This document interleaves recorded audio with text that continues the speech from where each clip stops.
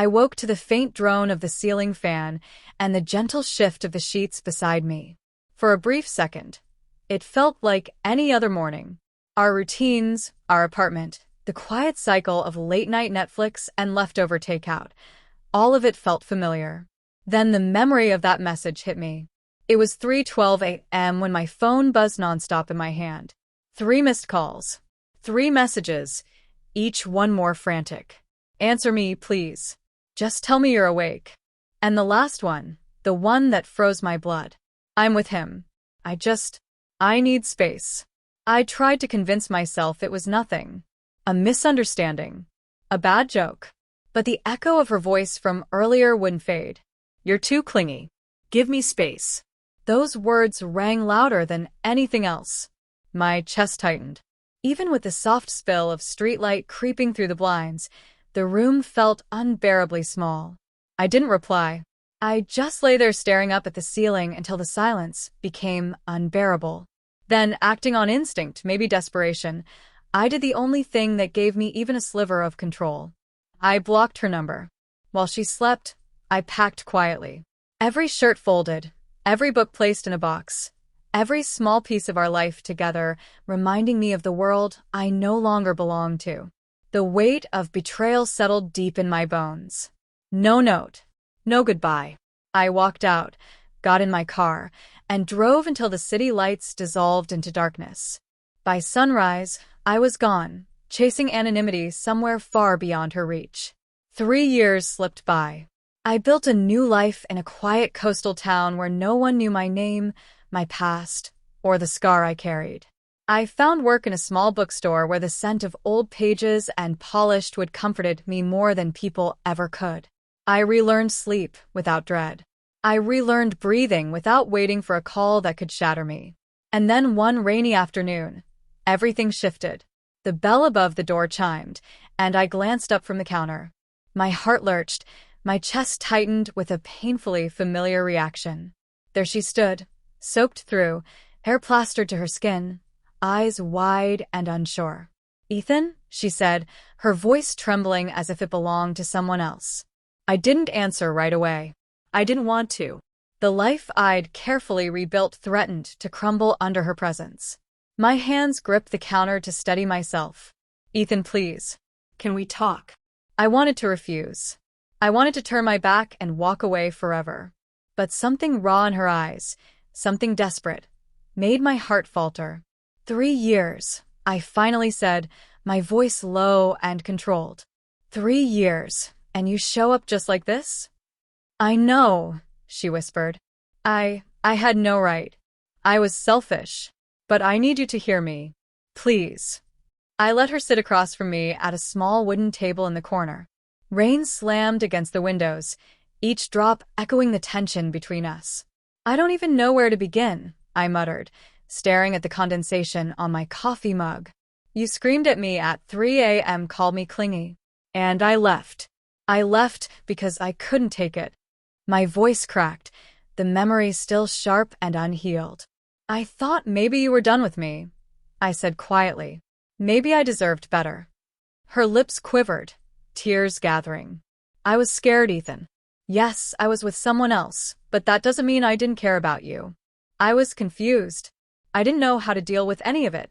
Yelling at you, pushing you away, letting you leave without stopping you. It was the worst mistake I ever made."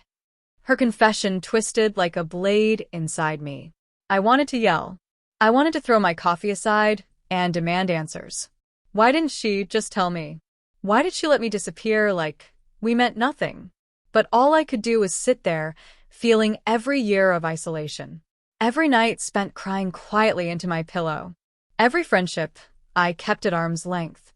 Every attempt to rebuild myself shaken by her sudden return. "Do you know what it feels like?" I asked, voice shaking. "To love someone who treats you like you're disposable? To pack your life into boxes, move across states, start over, and pray you never hear from them again because facing the pain is too much."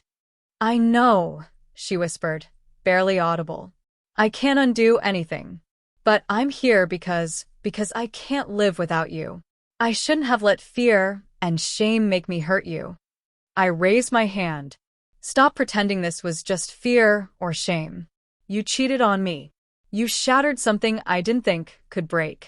And now you show up expecting what? Forgiveness. Tears slid down her cheeks. I'm not expecting anything. I just needed you to know the truth.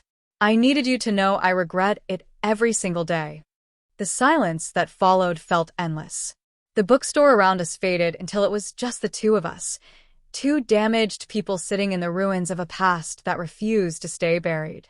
I remembered lonely nights, small victories, tentative connections, moments when I let myself hope again. Could I risk all that for someone who once destroyed me? Why now?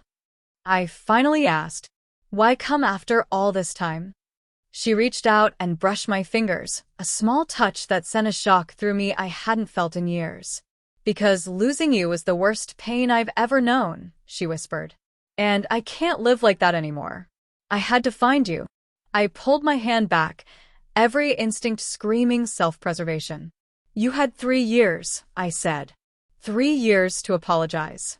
To say anything. And you waited until now. She bit her lip and nodded. I thought you'd moved on. I thought you'd forgotten me. I tried to live without you, Ethan. I failed. Her words hit me like a tidal wave, threatening everything I'd built. Could I trust her again? Could I open myself up knowing I might be shattered all over? I don't know if I can, I admitted. I don't know if I even want to. She leaned back, tears falling freely. I know. I don't deserve forgiveness. I don't expect it to be easy. I just had to see you, had to tell you the truth. I couldn't keep living in the silence. I closed my eyes, feeling the weight of the years pressing in. The empty nights. The fear of hope. And beneath all of that, buried but still alive, the love I had tried so hard to kill. Ethan, she whispered, voice breaking. Let me try. Let me prove I've changed. Let me be what you deserved all along. I opened my eyes slowly. Outside, the rain had stopped, leaving the streets shimmering. The world looked washed clean. But inside me, the storm still raged. Maybe, I said finally, barely above a whisper. Maybe we can try. Slowly. But don't expect me to forget. Don't expect me to pretend it didn't hurt. You broke me, and that doesn't disappear. Hope flickered across her face, fragile but real. And for the first time in years, I felt something spark inside me too. Possibility. We left the bookstore together in silence, walking through the wet streets. No promises. No easy fixes. Just two people trying to navigate the wreckage and the faint chance of redemption. The pain of the past still clung to us, but for the first time in a long time, the future looked like something we could build, carefully, slowly, with light peeking through the cracks. And in that moment, I realized that even broken love can survive. Not easily, not perfectly, but truthfully. And maybe, just maybe, that was enough.